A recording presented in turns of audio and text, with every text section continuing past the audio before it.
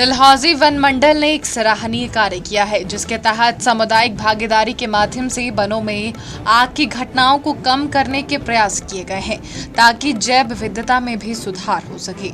इसलिए वनों में आग की घटनाओं को कम करने के लिए वन विभाग द्वारा ग्रामीण वन प्रबंधन समितियों के सदस्यों के माध्यम से वृक्षारोपण क्षेत्रों से चीड़ की पत्तियों को हटाया गया।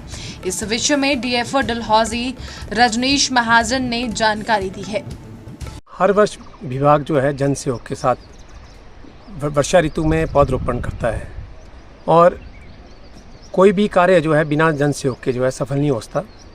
इसी चीज़ को ध्यान में रखते हुए हमने सन 2023-24 से उन पौधों पे काम करना शुरू किया वन मंडल डलहौजी में, जिससे कि लोगों की आर्थिकी सुदृढ़ हो।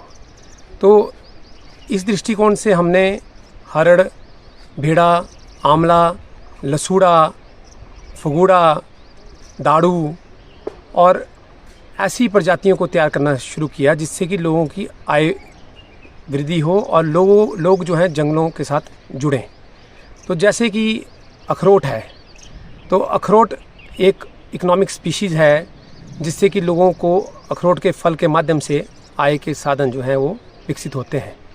और जो फॉरेस्ट फ्रिंज एरियाज़ में हमारे विलेजेस हैं, गांव हैं, अगर उन गांवों के आसपास हम ऐसी प्रजातियों के पौधे लोगों के साथ जन सहयोग के साथ लगाते हैं, तो लोग उसके साथ जुड़ेंगे और साथ में जब वो वृक्ष फल देने की स्थिति पे आएंगे तो उनसे उनकी आर्थिकी जो है वो सुदृढ़ होगी। तो इसी को ध्यान में रखते हुए हमने जो है लगभग 1 लाख के आसपास अखरोट, 40,000 के आसपास हमने जो है वो उससे ऊपर दाड़ू, आंवला और लसूड़ा जैसी प्रजातियां, जिनको तैयार करने में बहुत कठिनाइयां आती हैं, मुश्किल होती है, बिकॉज उसका बीज जो है अंदर से खोखला होता है।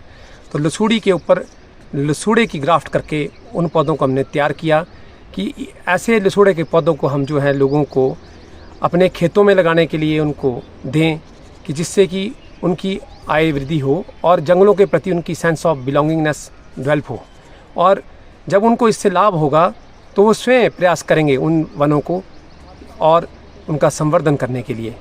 तो इससे आगजनी जैसी घटनाओं पे भी अंकुश लगाने में जो है हमें हेल्प होगी, क्योंकि जब लोग वनों के साथ जुड़ते हैं तो उससे जो वनों से संबंधित समस्याएं हैं, जैसे हर वर्ष जो है गर्मियों में आग लगती है, तो उससे जो है लोगों को लगेगा कि हम जो हैं अपने जंगलों को और ज़्यादा उन प्राकृतिक पौधों के साथ समृद्ध करें, उनकी जैव विविधता भी बढ़े और साथ में उनकी आय भी बढ़े।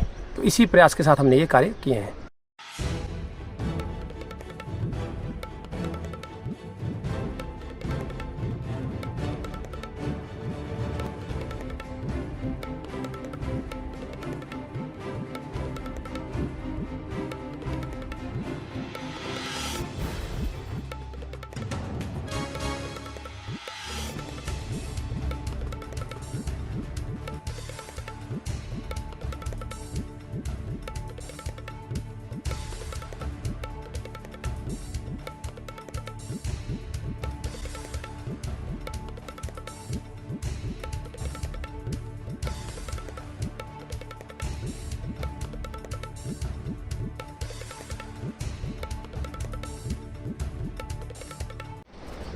वन मंडल डलहौजी में हमने जो हमारी फॉरेस्ट नर्सरीज़ हैं, उनमें ज़्यादातर फॉरेस्ट नर्सरी का नाम हमने चेंज करके बायोडाइवर्स फॉरेस्ट नर्सरी किया है। और इसका जो कारण है वो ये है कि हमने प्रयास किया है कि हम बड़ी नर्सरियों में ज़्यादा से ज़्यादा पौधे उन प्रजातियों के तैयार करें जो कि नेटिव स्पीशीज़ हैं और यहाँ स्थानीय क्षेत्रों में उगती हैं। तो जैसे कि अभी हम हवारड़ी नर्सरी में खड़े हैं, तो यहाँ पर हमारे पास लगभग 60 से ऊपर प्रजातियाँ हैं जो सभी स्थानीय हैं, जिनमें कि खजूर है, टौर है, खिड़क है, धम्मन है, कराल, लसूड़ा, फगुड़ा, पिप्पल इत्यादि।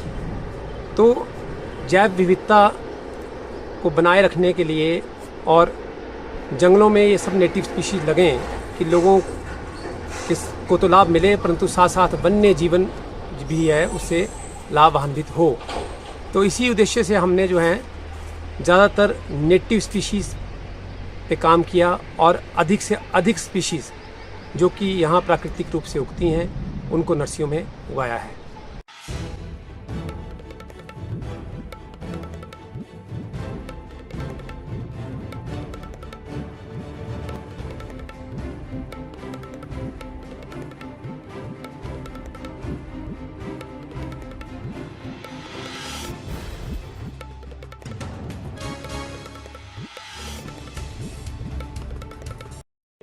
अच्छा, मैं क्या बोल रहा हूँ कि विषय बताओ कौन से लिखे हमने बड़े भाई? विषय सिर्फ वो जो इकोनॉमिक्स जो लोगों की आर्थिकी को सुदृढ़ करने के लिए ना, हाँ हाँ। और आर्थिकी के साथ कोई छोटी मोटी चीज और ऑटोमेटिकली हो रही है तो उसमें जैसे आपने बोला कि आर्थिकी सुदृढ़ आर्थिकी के साथ मैं वनों को आगजनी का जोड़ने को थोड़ा आप दे सकते हैं टाचीन में ना, हाँ। जब लोग अपने पन में उसको अपनाएंगे तो लोग आगजनी करना पे थोड़ा अंकुश लगेगा। हाँ, वनों के संरक्षण में अपनी जो ब्लड लिया गया अपने वन का भाग जुड़ेगा। हाँ, बिल्कुल। और इसमें बाकी स्कूल का कुछ नहीं जोड़ने, नहीं, इसी पे फोकस करना है। इसी पे करना, सिर्फ हमने केंद्र बिंदु वही रखना। हाँ।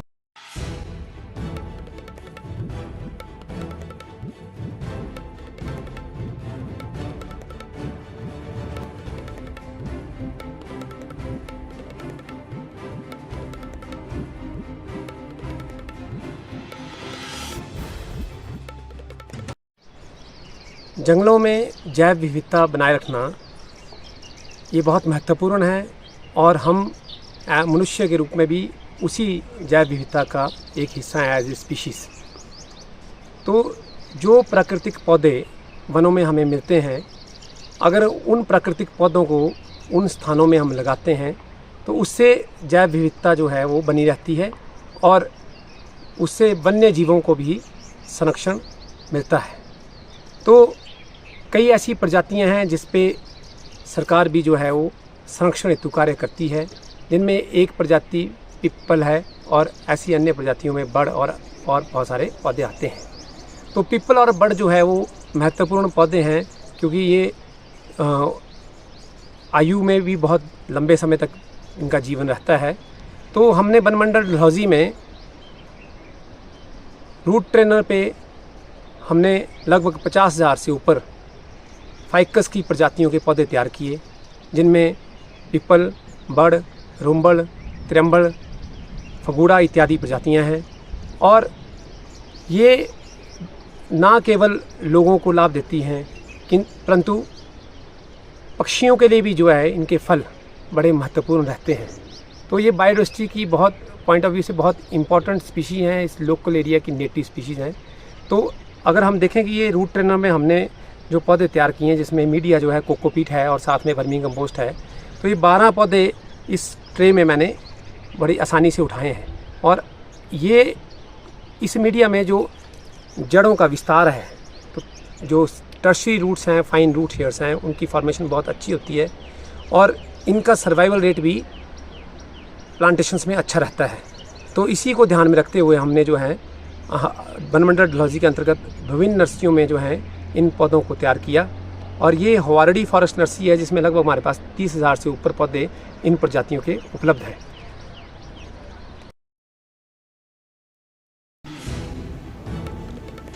दिव्य हिमाचल टीवी के लिए डलहौजी से कुलदीप भारद्वाज की रिपोर्ट।